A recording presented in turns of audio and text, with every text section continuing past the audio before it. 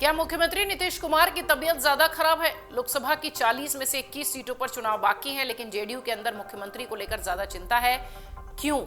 कहीं ज्यादा मुश्किल में तो नहीं है नीतीश कुमार? आखिर क्यों नहीं जारी हो रहा है सीएम नीतीश कुमार का हेल्थ बुलेटिन? इसके भी बहुत सारे मायने और बहुत सारे सवाल इसको लेकर पूछे जा रहे हैं। मुख्यमंत्री सचिवालय की ओर से नीतीश की बीमारी को लेकर स्पष्ट जानकारी अब तक क्यों नहीं दी गई? ऐसे में यह भी है कि नीतीश का हेल्थ बुलेटिन जारी होना चाहिए, पर यह क्यों नहीं हो रहा है? प्रधानमंत्री नरेंद्र मोदी के नामांकन के दौरान वाराणसी में दिग्गजों का जुटान हुआ। बिहार के मुख्यमंत्री नीतीश कुमार नहीं पहुंचे। बिहार के पूर्व उप मुख्यमंत्री और अपने सबसे करीबी भाजपाई दिग्गज सुशील कुमार मोदी के निधन के बाद मंगलवार को पटना में राजकीय सम्मान के साथ उनकी अंत्येष्टि का आदेश दिया गया, मगर खुद नीतीश कुमार पटना भी रहकर भी दीघा घाट तक, जहां पर की उनकी अंत्येष्टि हुई सुशील मोदी की, वो नहीं गए।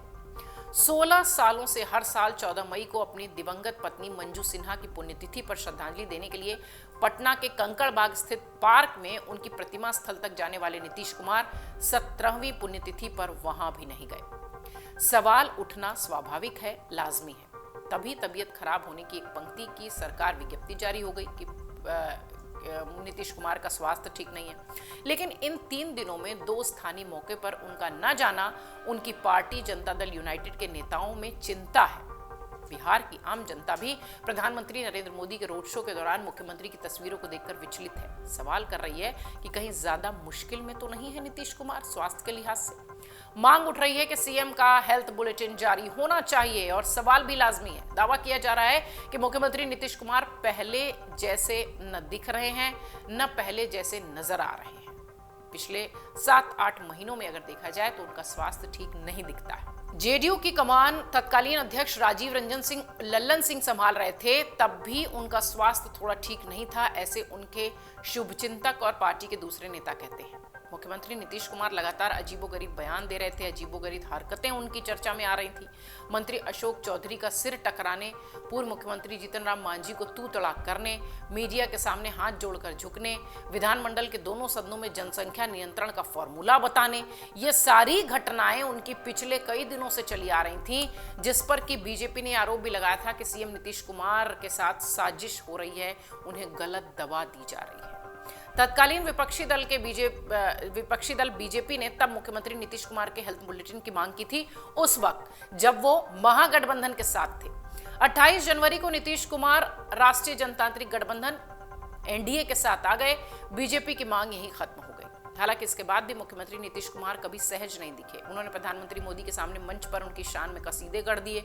अंदाज उनका जैसा था कि सवाल उठने लगे। 400 सीटों की जगह 4000 लोकसभा सीटों की जीत की बात कहने लगे।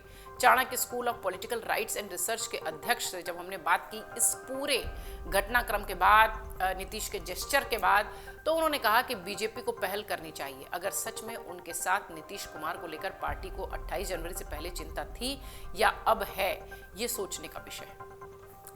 अब पिछले रविवार को मुख्यमंत्री नीतीश कुमार प्रधानमंत्री नरेंद्र मोदी के साथ रोड शो में उनकी गाड़ी पर दिखे, ये बात तेजी से उठी कि कुछ तो गड़बड़ है।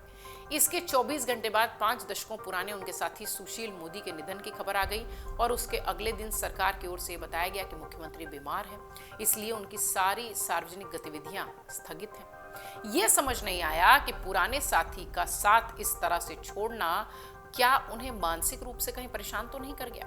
लेकिन मुख्यमंत्री सचिवालय की ओर से नीतीश कुमार की बीमारी को लेकर कोई स्पष्ट जानकारी नहीं दी गई है। हालात ये भी हैं कि मुख्यमंत्री सचिवालय के अधिकारी इस सवाल को सीधे से टाल जा रहे हैं। वो किस तरह से बीमार हैं, आम जनता ये जानना चाहती है। नीतीश कुमार की बीमारी का वास्ता उनकी मानसिक स्थिति से तो नहीं है, और अगर इस तरह से है, उनका इलाज सही चल रहा है या नहीं, ये सब उनके प्रशंसक, बिहार की जनता और पार्टी के कार्यकर्ता जानना चाहते हैं। राज्य के राजनीतिक जानकार भी कहते हैं कि ऊर्जा से ओतप्रोत, सजग, हंसमुख, मिलनसार नीतीश कुमार थके हारे, निराश, हताश, परेशान और बीमार नजर आ रहे थे। सवाल उठना लाजमी है, उनकी ऐसी स्थिति कैसे बदलेगी और कैसे हुई? क्या वो वाकई में बीमार है? परेशानी राजनीतिक है या शारीरिक मानसिक, लोग जानना चाहते हैं, इसलिए हेल्थ बुलेटिन की मांग सही है। अमर उजाला ने राज्य के कई प्रतिष्ठित चिकित्सकों से, डॉक्टर्स से भी संपर्क किया जो उनके करीबी भी रहे हैं। इसी कड़ी में पद्मश्री डॉक्टर गोपाल प्रसाद सिन्हा से जब बात हुई तो उन्होंने कहा कि इस बारे में ना उन्हें कोई जानकारी है, ना उन्हें किसी ने बुलाया है। उन्हें जब जानकारी नहीं है और सरकार की ओर से बुलेटिन जारी नहीं हुआ है तो जेडीयू बीजेपी के नेताओं की हालत समझी जा सकती है। दोनों दलों के दिग्गजों से जवाब मिला, तबीयत खराब है। कैसी तबीयत खराब है, क्या हुआ है? सवाल वही रह गया कि वो कैसी तबीयत खराब है कि अपने करीबी मित्र की अंत्येष्टि में, अपनी पत्नी की पुण्यतिथि में वो नहीं जा पाए। सामान्य बुखार में भी वो ऐसे महत्वपूर्ण कार्यक्रमों को दरकिनार नहीं करते थे। सिर्फ कोरोना के समय उन्होंने दूरी जरूर बनाई थी, लेकिन अब ऐसा क्या हुआ है कि नीतीश कुमार बिल्कुल भी नजर नहीं आ रहे हैं। किसी तरीके से नीतीश कुमार के लिए कोई प्लानिंग काम नहीं कर रही है, या यूं कहें कि कोई प्लान उनके लिए चुनाव के लिहाज से नहीं बनाया जा रहा है, जबकि अभी बिहार में काफी सीटों पर चुनाव बाकी है।